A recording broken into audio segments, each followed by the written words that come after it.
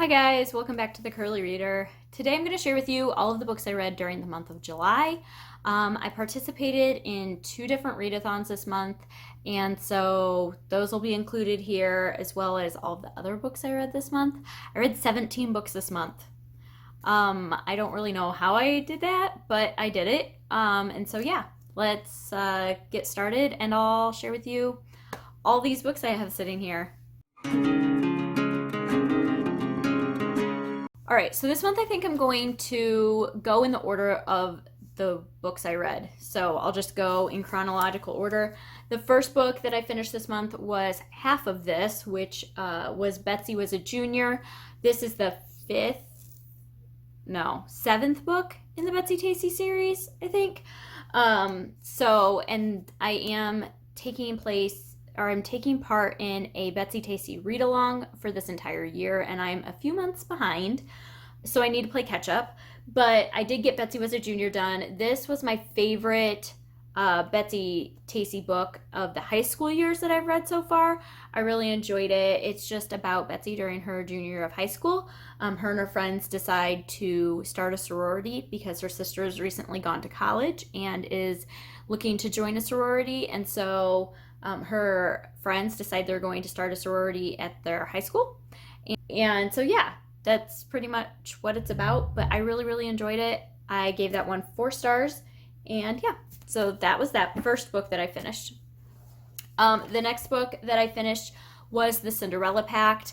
This one I read in ebook format. I got it from my library. This was on my 5 books that have been on my TBR the longest, and so I will talk about it more in depth in that wrap up once I finish those books.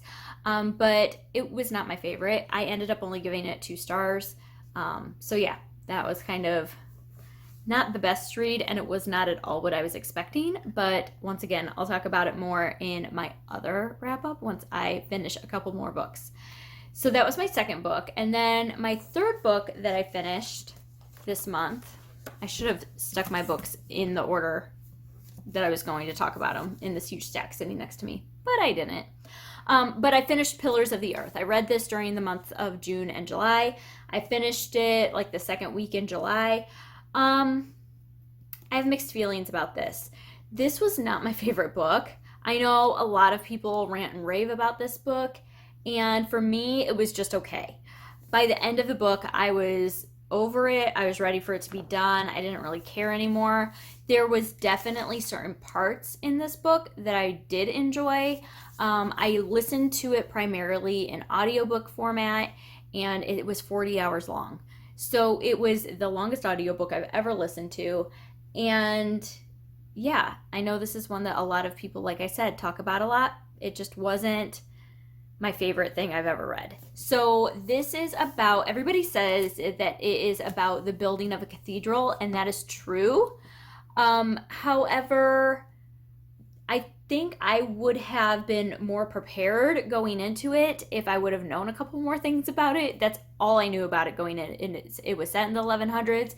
It's about the building of a cathedral, but it's more about the politics surrounding getting the cathedral authorized to be built and getting the materials for it and all of that, more so than it is actually the physical building of the cathedral. That is an aspect of it, and there is like architecture talks and stuff in this, but the storyline of it more surrounds the church politics and the just regular monarchy politics of the 1100s in England. And yeah, so there's a lot of back and forth. There's a lot of gruesome stuff that happens in here, which I assumed was going to happen. But yeah, so that's more what this is about than just the physical building of a cathedral. And I think if I would have known that going into it, I would have been better prepared for it. But I did really enjoy it. It was just very long, and I don't read a lot of big, huge books like this. And so, yeah, by the end, it kind of lost my attention. And so I ended up giving that one 3 stars. It wasn't great. It wasn't awful. It just was what it was. After that, I read Evidence of the Affair in ebook format. This is a novella by Taylor Jenkins Reid, and I am in the process of trying to read all of Taylor Jenkins Reid's works. And so, yeah, I decided to go ahead and read this quickly. It took me like a day, not even, just like a couple hours, hour and a half, something like that. But it's told in epistolary form. And what this is the very like first letter in it is basically this woman saying, hey, it's written to a man, hey, I've never met you before, but I think that my husband's sleeping with your wife. And so it just kind of goes from there. They start corresponding back and forth. It's set in the 70s. There is a like Easter egg mention of Daisy Jones in it. So there's that. But I really liked it, even for it being so short. I gave it 4 stars. I thought it was really like well fleshed out. I thought it was just great. So yeah, and it's a really, really short read. Obviously, it's a novella. So anyway, so I read that. And then after that, I read Moon Cop by Tom Gauld. This is one that I went to the library and just had some time to kill. It was thunderstorming, torrential downpouring outside, and I had already found what I wanted. And so I just picked up a graphic novel and sat down and read it in the library, the entire thing. It was really, really short. Not my favorite. It sounded like it had an interesting premise. It's about a cop that is on the moon. They've colonized the moon, and now everybody's leaving to go back to Earth because they don't want to be there anymore. And so he is like the lone cop on the moon, and there's nothing for him to do. He's really bored because there's hardly anybody there. And throughout the book, more and more people are leaving, and so he just becomes more and more lonely. And yeah, that was pretty much it. It's another one of those books that I got done with it and I'm just like, what was the point? So I only gave it 2 stars, but it was fine. It was a really fast read. So there's that one. And then after that, I started the readathons. So everything else everything else I read during readathons. And so the first readathon that I took part in was the middle grade magic readathon. And for that readathon, I ended up reading 6 different middle grade books to fulfill certain prompts that the hosts had made for it. And I will leave the hosts linked below for that readathon. But the first book that I read for that one was My Brother's Shadow by Tom Avery. This is a book that fulfilled the challenge of reading something about like a deep subject matter. So this is the story about, what was the kid's name? Kaya, whose brother committed suicide. And this is about her, it's over a year after it had happened, and just her healing process and her dealing with her mother, who has developed an alcohol habit and a very deep depression. And so it's just about both of those. And it made me cry. It was very just profound and impactful, and I loved it. I can't say I enjoyed reading it because it was difficult to read, but it was so well done, and I really, really, really loved it. So it's super, super short.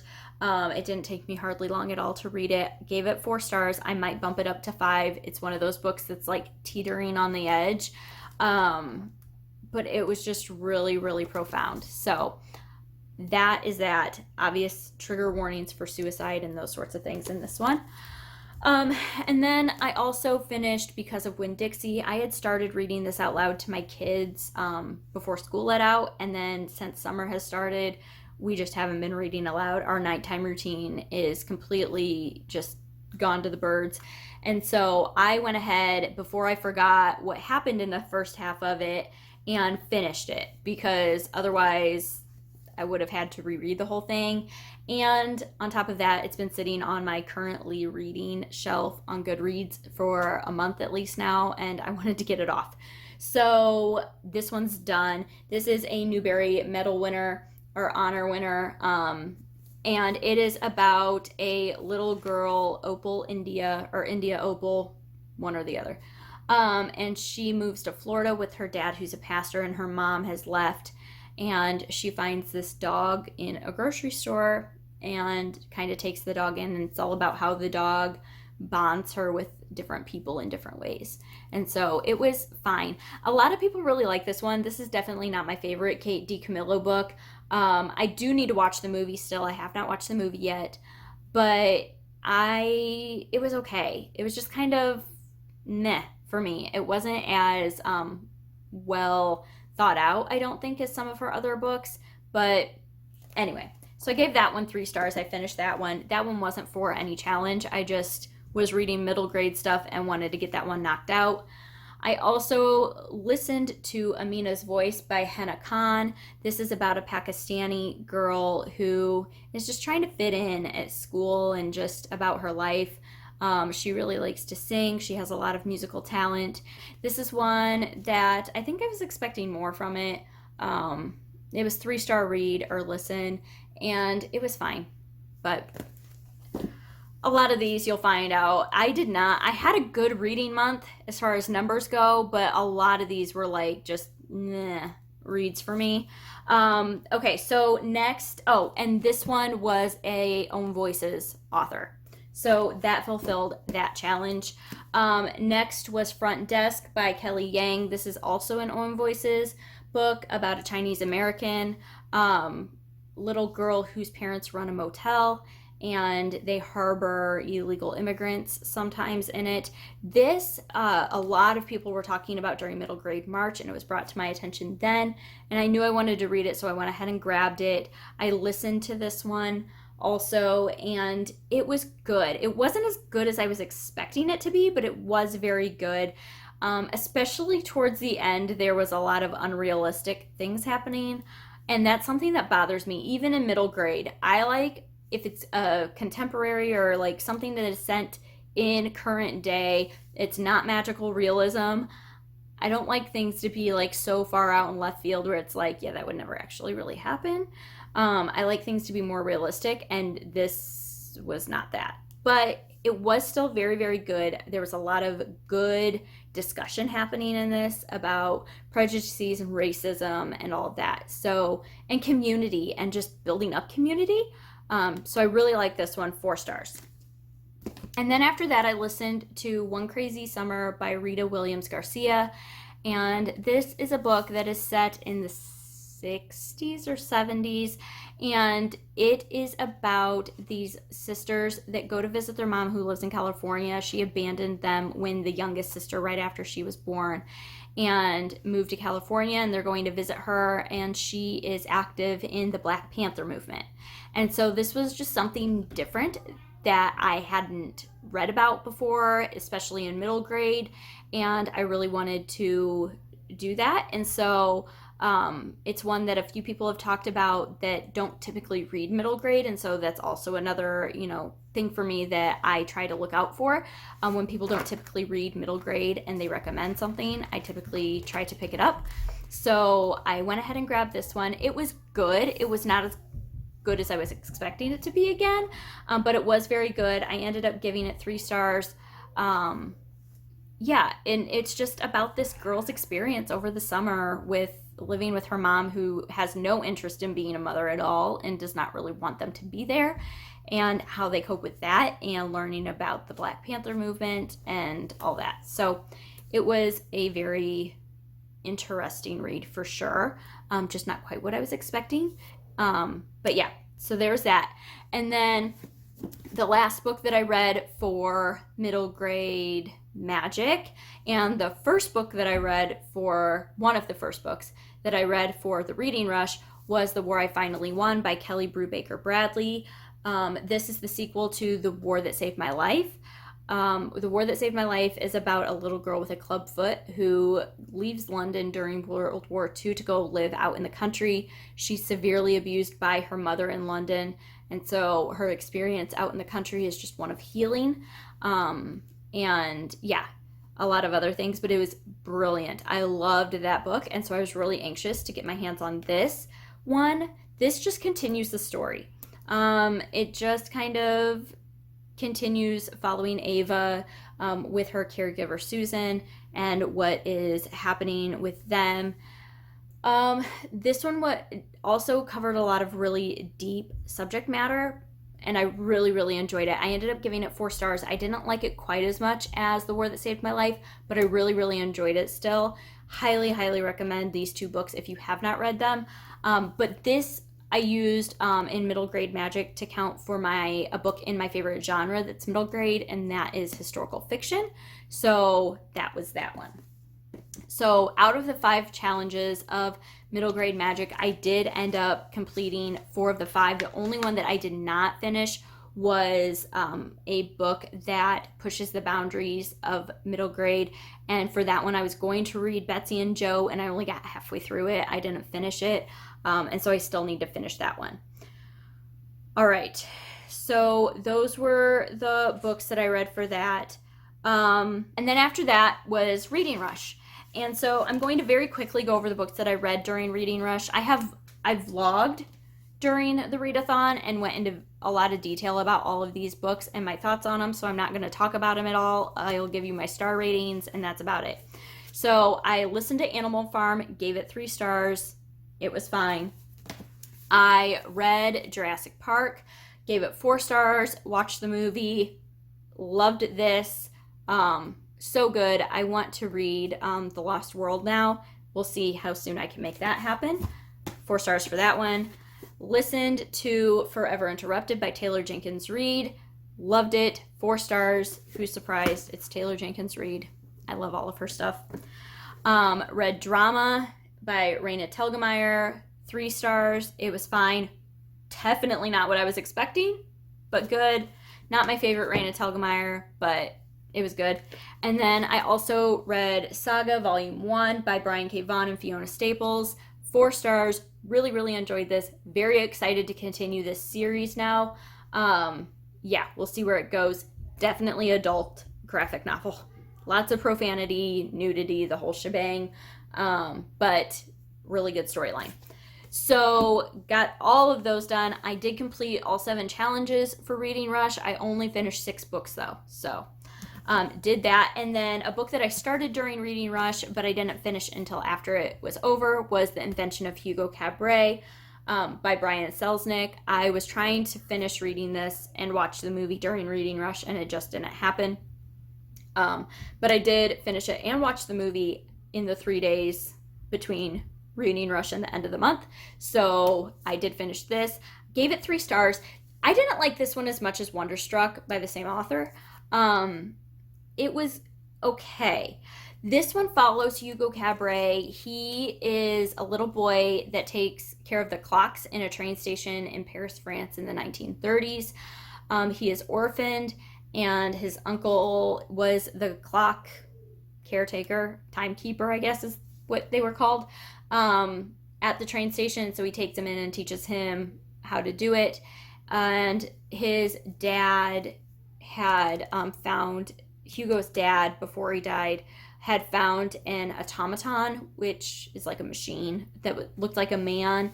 And Hugo is obsessed with trying to find it and fix it. And so it's just about him doing that and the toy maker at the train station. Or there's a guy that owns a toy shop at the train station that he comes in contact with, and kind of how their paths cross. And it was not, like I said, it was not what I was expecting at all. It was fine. I felt like the story itself was meh. The illustrations were brilliant, but once again, who's surprised? It's Brian Selznick. I love his illustrations. But yeah, I really preferred Wonderstruck, I think, but I did give it 3 stars because it was fine. All right, that's everything. That's all the things that I read during the month of July. Sorry that was very speedy, but yeah, I just needed to get all of this wrapped up and done, and I need to return some of these books to the library because they're overdue and have been for a few days. So got all that done. So anyway, I hope that you had a fantastic reading month, and let me know down below in the comments what your favorite book you read this month was, whether it was for a readathon or not. I would love to hear also if you have any thoughts about any of the books that I read. Obviously, I always love to hear your thoughts and opinions about those and chat with you about that. But other than that, I hope that you enjoyed this, and I hope that you stick around and subscribe. And until next time, See ya!